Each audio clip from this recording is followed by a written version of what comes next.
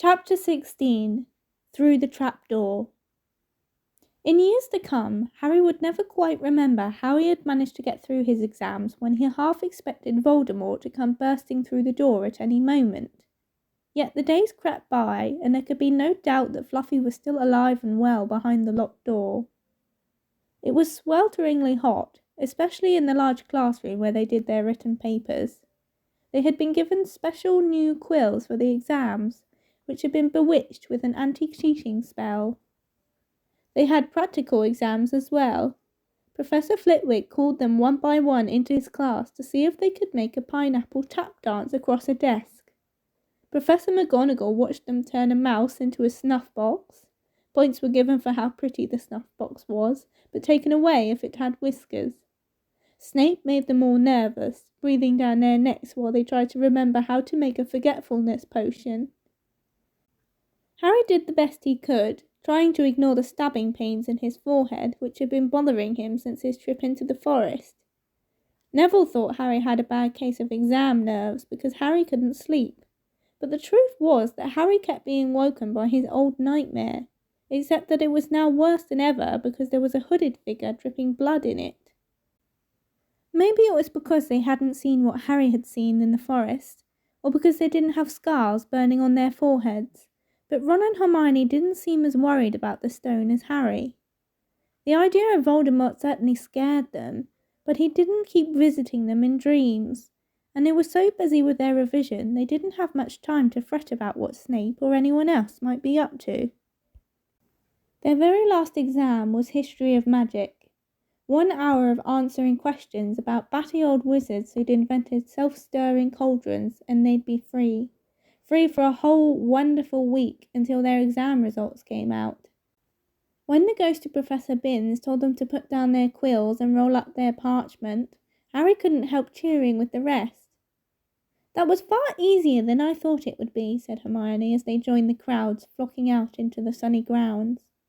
"I needn't have learned about the 1637 Werewolf Code of Conduct, or the uprising of Elfric the Eager." Hermione always liked to go through their exam papers afterwards, but Ron said this made him feel ill, so they wandered down to the lake and flopped under a tree. The Weasley twins and Lee Jordan were tickling the tentacles of a giant squid, which was basking in the warm shallows. "No more revision," Ron sighed happily, stretching out on the grass. "You could look more cheerful, Harry. We've got a week before we find out how badly we've done. There's no need to worry yet." Harry was rubbing his forehead. "I wish I knew what this means," he burst out angrily. "My scar keeps hurting. It's happened before, but never as often as this." "Go to Madame Pomfrey," Hermione suggested. "I'm not ill," said Harry. "I think it's a warning. It means danger's coming." Ron couldn't get worked up. It was too hot. "Harry, relax. Hermione's right. The stone's safe as long as Dumbledore's around. Anyway, we've never had any proof Snape found out how to get past Fluffy. He nearly had his leg ripped off once. He's not going to try it again in a hurry. And Neville will play Quidditch for England before Hagrid lets Dumbledore down." Harry nodded, but he couldn't shake off a lurking feeling that there was something he'd forgotten to do. Something important. When he tried to explain this, Hermione said, "That's just the exams. I woke up last night and was halfway through my Transfiguration notes before I remembered we'd done that one." Harry was quite sure this unsettled feeling didn't have anything to do with work, though. He watched an owl flutter towards the school across the bright blue sky, a note clamped in its mouth. Hagrid was the only one who'd ever sent him letters. Hagrid would never betray Dumbledore. Hagrid would never tell anyone how to get past Fluffy. Never. But Harry suddenly jumped to his feet. "Where are you going?" said Ron sleepily. "I've just thought of something," said Harry. He had gone white. "We've got to go and see Hagrid. Now." "Why?" panted Hermione, hurrying to keep up. "Don't you think it's a bit odd," said Harry, scrambling up the grassy slope, "that what Hagrid wants more than anything is a dragon, and a stranger turns up who just happens to have an egg in his pocket? How many people wander around with dragon eggs if it's against wizard law? Lucky they found Hagrid, don't you think? Why didn't I see it before?" What are you on about? Said Ron, but Harry, sprinting across the grounds towards the forest, didn't answer. Hagrid was sitting in an armchair outside his house. His trousers and sleeves were rolled up, and he was shelling peas into a large bowl. "Hello," he said, smiling. "Finished your exams? Got time for a drink?" "Yes, please," said Ron, but Harry cut across him. "No, we're in a hurry. Hagrid, I've got to ask you something. You know that night you won Norbert? What did the stranger you were playing cards with look like?" "Dunno," said Hagrid casually. "He wouldn't take his cloak off." He saw the three of them look stunned and raised his eyebrows. "It's not that unusual. You get a lot of funny folk in the Hog's Head. That's the pub down in the village. Might have been a dragon dealer, mightn't he? I never saw his face. He kept his hood up." Harry sank down next to the bowl of peas. "What did you talk to him about, Hagrid? Did you mention Hogwarts at all?" "Might have come up," said Hagrid, frowning as he tried to remember. "Yeah, he asked what I did, and I told him I was gamekeeper here. He asked a bit about the sort of creatures I look after, so I told him, and I said what I'd always really wanted was a dragon. And then I can't remember too well, because he kept buying me drinks.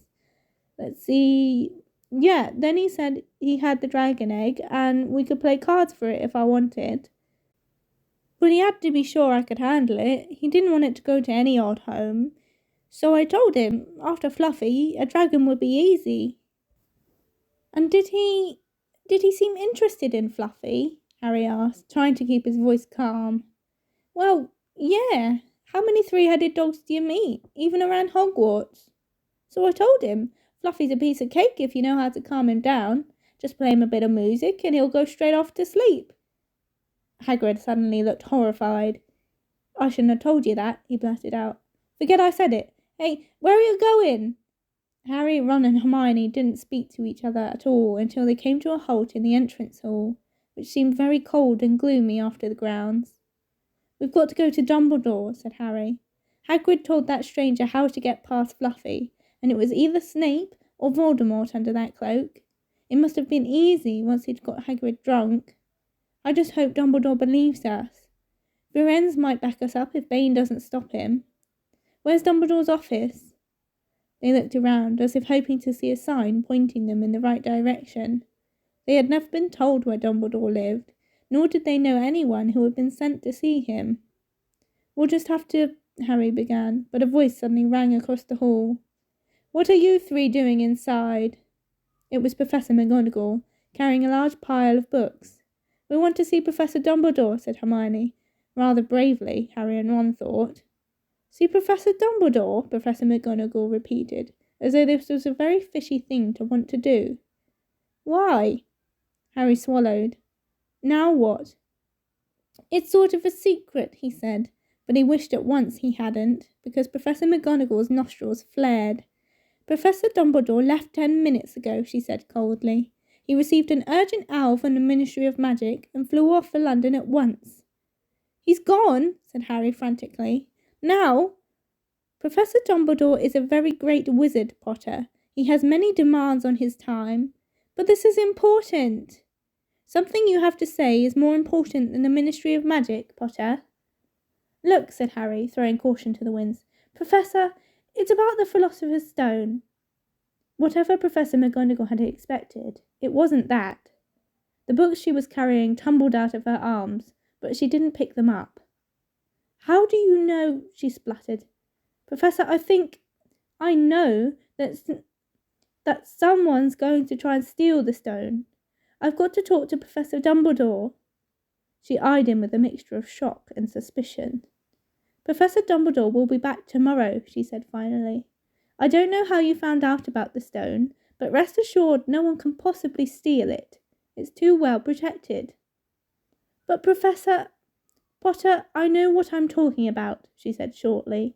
She bent down and gathered up the fallen books. "I suggest you all go back outside and enjoy the sunshine." But they didn't. "It's tonight," said Harry, once he was sure Professor McGonagall was out of earshot. "Snape's going through the trapdoor tonight. He's found out everything he needs to know, and now he's got Dumbledore out of the way. He sent that note. I bet the Ministry of Magic will get a real shock when Dumbledore turns up. But what can we... Hermione gasped. Harry and Ron wheeled round. Snape was standing there. Good afternoon, he said smoothly. They stared at him. You shouldn't be inside on a day like this, he said, with an odd, twisted smile. We were, Harry began, without any idea what he was going to say.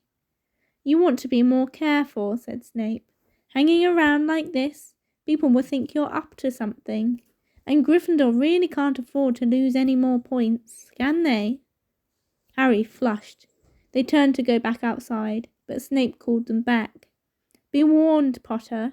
Any more nighttime wanderings, and I will personally make sure you are expelled. Good day to you.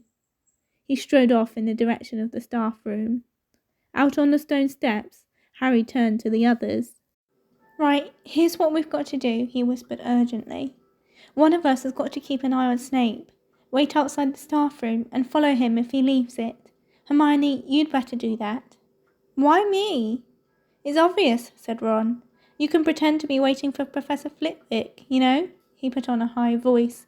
Oh, Professor Flitwick, I'm so worried. I think I got question 14B wrong. Oh, shut up, said Hermione, but she agreed to go and watch out for Snape. And we'd better stay outside the third-floor corridor, Harry told Ron. Come on. But that part of the plan didn't work. No sooner had they reached the door separating Fluffy from the rest of the school than Professor McGonagall turned up again, and this time she lost her temper. I suppose you think you're harder to get past than a pack of enchantments, she stormed. Enough of this nonsense. If I hear you've come anywhere near here again, I'll take another 50 points from Gryffindor. Yes, Weasley, from my own house. Harry and Ron went back to the common room. Harry had just said, at least Hermione's on Snape's tail, when the portrait of the fat lady swung open and Hermione came in. I'm sorry, Harry, she wailed. Snape came out and asked me what I was doing, so I said I was waiting for Flitwick, and Snape went to get him, and I've only just got away. I don't know where Snape went. Well, that's it then, isn't it? Harry said. The other two stared at him. He was pale and his eyes were glittering. I'm going out of here tonight, and I'm going to try and get the stone first. You're mad, said Ron. You can't, said Hermione. After what McGonagall and Snape have said, you'll be expelled. So what? Harry shouted. Don't you understand? If Snape gets hold of the stone, Voldemort's coming back. Haven't you heard what it was like when he was trying to take over? There won't be any Hogwarts to get expelled from. He'll flatten it or turn it into a school for the dark arts. Losing points doesn't matter anymore, can't you see? Do you think he'll leave you and your families alone if Gryffindor win the House Cup? If I get caught before I can get to the stone, well, I'll have to go back to the Dursleys and wait for Voldemort to find me there. It's only dying a bit later than I would have done, because I'm never going over to the dark side. I'm going through that trapdoor tonight, and nothing you two say is going to stop me. Voldemort killed my parents, remember? He glared at them. You're right, Harry, said Hermione in a small voice. I'll use the invisibility cloak, said Harry. It's just lucky I got it back. But will it cover all three of us? Said Ron. All three of us? Oh, come off it. You don't think we'd let you go alone? Of course not, said Hermione briskly. How do you think you'd get the stone without us? I'd better go and look through my books. There might be something useful. But if we get caught, you two will be expelled too. Not if I can help it, said Hermione grimly. Flitwick told me in secret that I got 112% on his exam. They're not throwing me out after that. After dinner, the three of them sat nervously apart in the common room. Nobody bothered them. None of the Gryffindors had anything to say to Harry any more, after all. This was the first night he hadn't been upset by it. Hermione was skimming through all her notes, hoping to come across one of the enchantments they were about to try and break. Harry and Ron didn't talk much. Both of them were thinking about what they were about to do. Slowly, the room emptied as people drifted off to bed. Better get the cloak, Ron muttered, as Lee Jordan finally left, stretching and yawning. Harry ran upstairs to their dark dormitory. He pulled out the cloak, and then his eyes fell on the flute Hagrid had given him for Christmas. He pocketed it to use on Fluffy. He didn't feel much like singing. He ran back down to the common room. We'd better put the cloak on here and make sure it covers all three of us. If Filch spots one of our feet wandering along on its own... What are you doing? Said a voice from the corner of the room. Neville appeared from behind an armchair, clutching Trevor the Toad, who looked as though he'd been making another bid for freedom. Nothing, Neville, nothing, said Harry, hurriedly putting the cloak behind his back. Neville stared at their guilty faces. You're going out again, he said.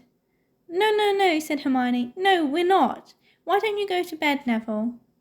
Harry looked at the grandfather clock by the door. They couldn't afford to waste any more time. Snape might even now be playing Fluffy to sleep.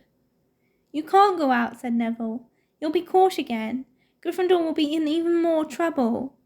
You don't understand, said Harry. This is important. But Neville was clearly steeling himself to do something desperate. I won't let you do it, he said, hurrying to stand in front of the portrait hole. I'll fight you. Neville, Ron exploded. Get away from that hole and don't be an idiot. Don't call me an idiot, said Neville. I don't think you should be breaking any more rules, and you were the one who taught me to stand up to people. Yes, but not to us, said Ron in exasperation.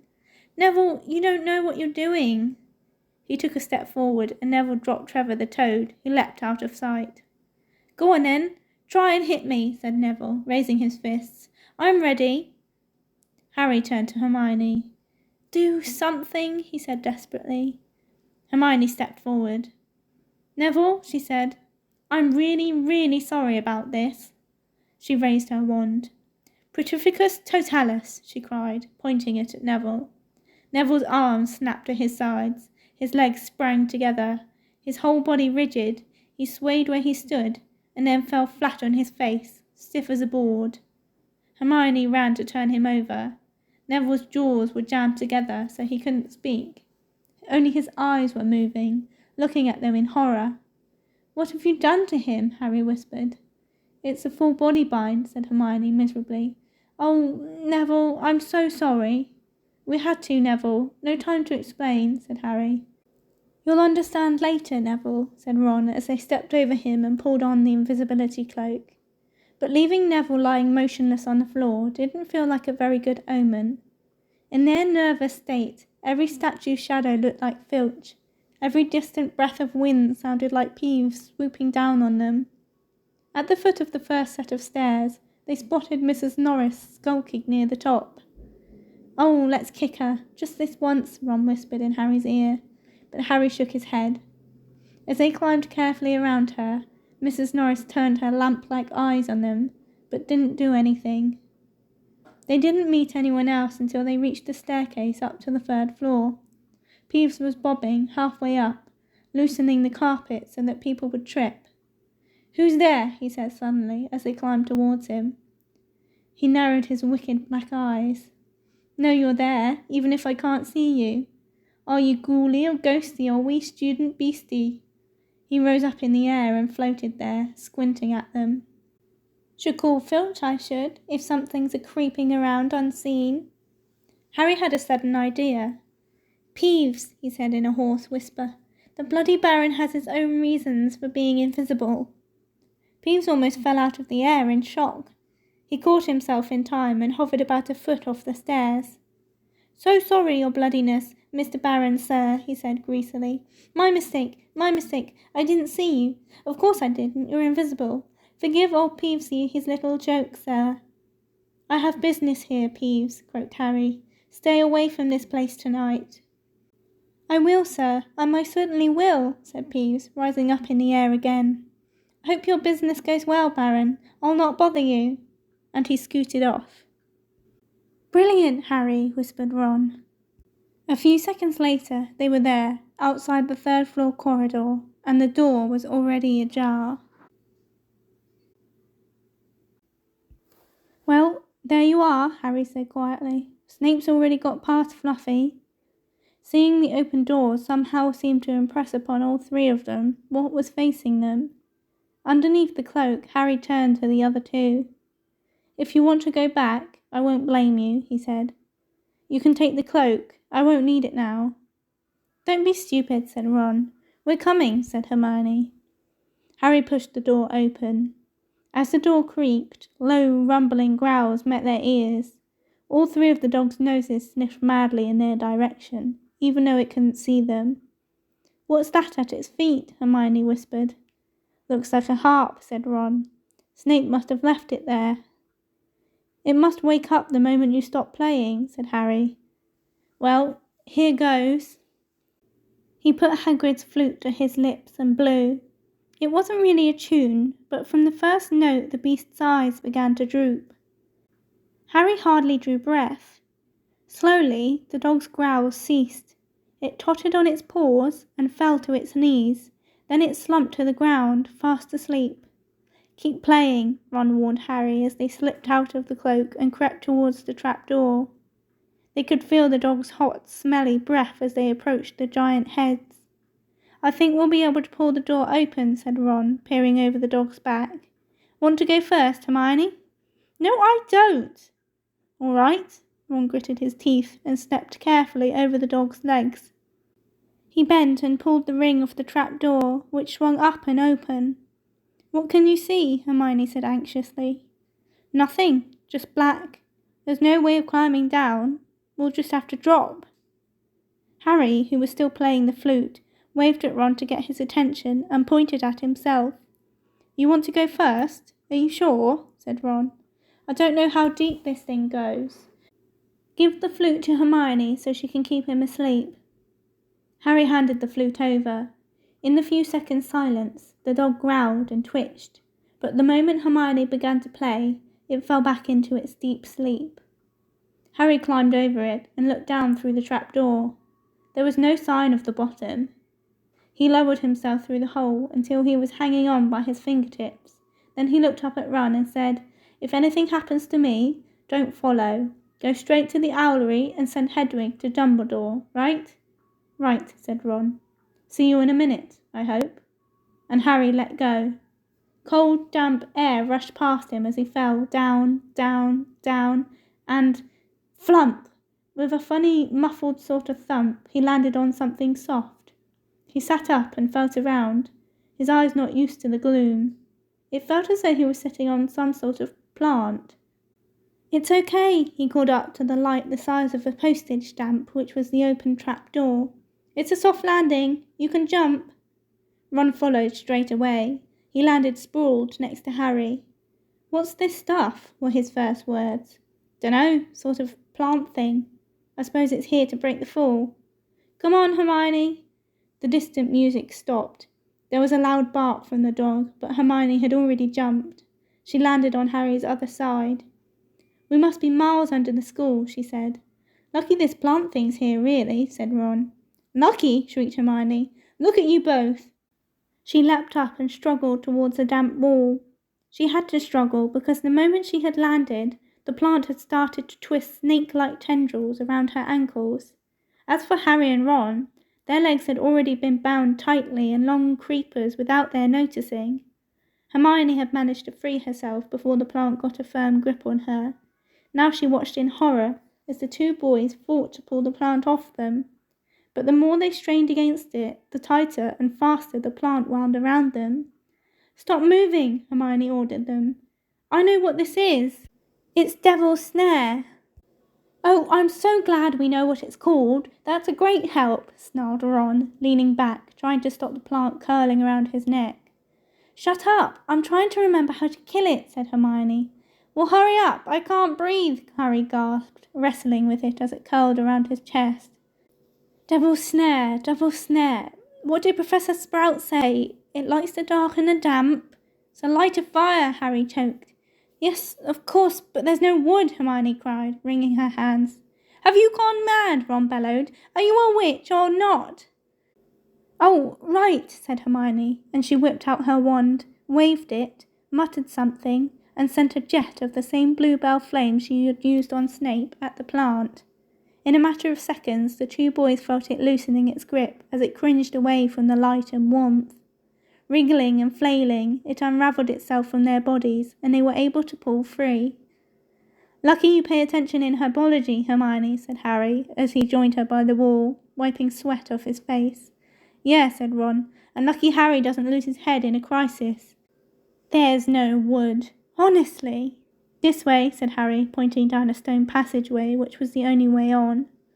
All they could hear, apart from their footsteps, was the gentle drip of water trickling down the walls. The passageway sloped downwards, and Harry was reminded of Gringotts. With an unpleasant jolt of the heart, he remembered the dragons said to be guarding vaults in the Wizard's Bank. If they met a dragon, a fully grown dragon, Norbert had been bad enough. Can you hear something? Ron whispered. Harry listened. A soft rustling and clinking seemed to be coming from up ahead. Do you think it's a ghost? I don't know. Sounds like wings to me. There's light ahead. I can see something moving. They reached the end of the passageway and saw before them a brilliantly lit chamber, its ceiling arching high above them. It was full of small, jewelled, bright birds, fluttering and tumbling all around the room. On the opposite side of the chamber was a heavy wooden door. Do you think they'll attack us if we cross the room? Said Ron. Probably, said Harry. They don't look very vicious, but I suppose if they all swoop down at once. Well, there's nothing for it. I'll run. He took a deep breath, covered his face with his arms, and sprinted across the room. He expected to feel sharp beaks and claws tearing at him any second, but nothing happened. He reached the door untouched. He pulled the handle, but it was locked. The other two followed him. They tugged and heaved at the door, but it wouldn't budge, not even when Hermione tried her Alohomora charm. Now what? Said Ron. These birds. They can't be here just for decoration, said Hermione. They watched as the birds soaring overhead, glittering. Glittering? They're not birds, Harry said suddenly. They're keys. Winged keys. Look carefully. So that must mean... He looked around the chamber while the other two squinted up at the flock of keys. Yes, look! Broomsticks! We've got to catch the key to the door. But there are hundreds of them. Ron examined the lock on the door. We're looking for a big old-fashioned one, probably silver, like the handle. They seized a broomstick each and kicked off into the air, soaring into the mist of the cloud of keys. They grabbed and snatched, but the bewitched keys darted and dived so quickly it was almost impossible to catch one. Not for nothing, though, was Harry the youngest seeker in a century. He had a knack for spotting things other people didn't. After a minute's weaving about through the whirl of rainbow feathers, he noticed a large silver key that had a bent wing, as if it had already been caught and stuffed roughly into the keyhole. That one, he called to the others. That big one. There, with bright blue wings. The feathers are all crumpled on one side. Ron went speeding in the direction that Harry was pointing, crashed into the ceiling, and nearly fell off his broom. We've got to close in on it, Harry called, not taking his eyes off the key with the damaged wing. Ron, you come at it from above. Hermione, stay below and stop it going down, and I'll try and catch it. Right, now! Ron dived, Hermione rocketed upwards, the key dodged them both, and Harry streaked after it. It sped towards the wall. Harry leant forward, and with a nasty crunching noise, pinned it against the stone with one hand. Ron and Hermione's cheers echoed around the high chamber. They landed quickly, and Harry ran to the door, the key struggling in his hand. He rammed it into the lock and turned. It worked. The moment the lock had clicked open, the key took flight again, looking very battered now that it had been caught twice. Ready? Harry asked the other two, his hand on the door handle. They nodded. He pulled the door open. The next chamber was so dark they couldn't see anything at all, but as they stepped into it, light suddenly flooded the room to reveal an astonishing sight. They were standing on the edge of a huge chessboard, behind the black chessmen, which were all taller than they were and carved from what looked like black stone. Facing them, way across the chamber, were the white pieces. Harry, Ron and Hermione shivered slightly. The towering white chessmen had no faces. Now what do we do? Harry whispered. It's obvious, isn't it? Said Ron. We've got to play our way across the room. Behind the white pieces they could see another door. How? Said Hermione nervously. I think, said Ron, we're going to have to be chessmen. He walked up to a black knight and put his hand out to touch the knight's horse. At once the stone sprang to life. The horse pawed the ground, and the knight turned his helmeted head to look down at Ron. Do we, have to join you to get across? The black knight nodded. Ron turned to the other two. This wants thinking about, he said. I suppose we've got to take the place of 3 of the black pieces. Harry and Hermione stayed quiet, watching Ron think. Finally, he said, Now, don't be offended or anything, but neither of you are that good at chess. We're not offended, said Harry quickly. Just tell us what to do. Well, Harry, you take the place of that bishop, and Hermione, you go next to him instead of that castle. What about you? I'm going to be a knight, said Ron. The chessmen seemed to have been listening, because at these words a knight, a bishop, and a castle turned their backs on the white pieces and walked off the board, leaving 3 empty squares, which Harry, Ron, and Hermione took. White always plays first in chess, said Ron, peering across the board. Yes, look. A white pawn had moved forward 2 squares. Ron started to direct the black pieces. They moved silently wherever he sent them. Harry's knees were trembling. What if they lost? Harry, move diagonally 4 squares to the right. Their first real shock came when their other knight was taken. The White Queen smashed him to the floor and dragged him off the board, where he lay quite still, face down. Had to let that happen, said Ron, looking shaken. Leaves you free to take that bishop, Hermione. Go on. Every time one of their men was lost, the white pieces showed no mercy. Soon there was a huddle of limp black players slumped along the wall. Twice, Ron only just noticed in time that Harry and Hermione were in danger.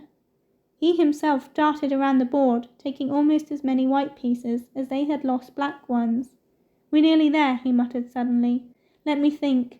The White Queen turned her blank face towards him. Yes, said Ron softly. It's the only way. I've got to be taken. No, Harry and Hermione shouted. That's chess, snapped Ron. You've got to make some sacrifices. I take 1 step forward, and she'll take me. That leaves you free to checkmate the king, Harry. But do you want to stop Snape or not? Ron, look, if you don't hurry up, he'll already have the stone. There was nothing else for it. Ready? Ron called, his face pale but determined. Here I go. Now, don't hang around once you've won. He stepped forward, and the White Queen pounced. She struck Ron hard around the head with her stone arm, and he crashed to the floor. Hermione screamed, but stayed on her square. The White Queen dragged Ron to the side. He looked as if he'd been knocked out. Shaking, Harry moved 3 spaces to the left. The White King took off his crown and threw it at Harry's feet. They had won. The chessmen parted and bowed, leaving the door ahead clear. With one last desperate look back at Ron, Harry and Hermione charged through the door and up the next passageway. What if He'll be all right, said Harry, trying to convince himself. What do you reckon's next? We've had sprouts. That was the devil's snare. Flitwick must have put charms on the keys. McGonagall transfigured the chessmen to make them alive. That leaves Quirrell's spell. And Snape's. They had reached another door. All right, Harry whispered. Go on. Harry pushed it open. A disgusting smell filled their nostrils, making both of them pull their robes up to cover their noses. Eyes watering, they saw, flat on the floor in front of them, a troll even larger than the one they had tackled, out cold with a bloody lump on its head. I'm glad we didn't have to fight that one, Harry whispered as they stepped carefully over one of its massive legs. Come on, I can't breathe. He pulled open the next door, both of them hardly daring to look at what came next. But there was nothing very frightening in here, just a table with 7 differently shaped bottles standing on it in a line. Snape's, said Harry. What do we have to do? They stepped over the threshold, and immediately a fire sprang up behind them in the doorway. It wasn't ordinary fire either. It was purple. At the same instant, black flames shot up in the doorway leading onwards. They were trapped. Look! Hermione seized a roll of paper lying next to the bottles. Harry looked over her shoulder to read it. Danger lies before you, while safety lies behind. 2 of us will help you, whichever you would find. A 1 among us 7 will let you move ahead. Another will transport the drinker back instead. 2 among our number hold only nettle wine. 3 of us are killers, waiting hidden in line. Choose, unless you wish to stay here forevermore. To help you in your choice, we give you these clues 4. First, however shyly the poison tries to hide, you will always find some on nettle wine's left side. Second, different are those who stand at either end, but if you would move forwards, neither is your friend. Third, as you see clearly, all are different size. Neither dwarf nor giant holds death in their insides. Fourth, the second left and the second on the right are twins once you taste them, though different at first sight. Hermione let out a great sigh, and Harry, amazed, saw that she was smiling, the very last thing he felt like doing. Brilliant, said Hermione. This isn't magic, it's logic. A puzzle. A lot of the greatest wizards haven't got an ounce of logic. They'd be stuck in here forever. But so will we, won't we? Of course not, said Hermione. Everything we need is here on this paper. 7 bottles, 3 are poison, 2 are wine, 1 will get us safely back through the Blackfire, and 1 will get us through the Purple. But how do we know which to drink? Give me a minute. Hermione read the paper several times. Then she walked up and down the line of bottles, muttering to herself and pointing at them. At last she clapped her hands. Got it, she said. The smallest bottle will get us through the Blackfire, towards the stone. Harry looked at the tiny bottle. There's only enough there for 1 of us, he said. That's hardly 1 swallow. They looked at each other. Which one will get you back through the purple flames? Hermione pointed at a rounded bottle at the right end of the line. You drink that, said Harry. No, listen. Get back and get Ron. Grab brooms from the flying key room. They'll get you out of the trapdoor and past Fluffy. Go straight to the owlery and send Hedwig to Dumbledore. We need him. I might be able to hold Snape off for a while, but I'm no match for him really. But Harry, what if you know who's with him? Well, I was lucky once, wasn't I? Said Harry, pointing at his scar. I might get lucky again. Hermione's lip trembled, and she suddenly dashed at Harry and threw her arms around him. Hermione! Harry, you're a great wizard, you know.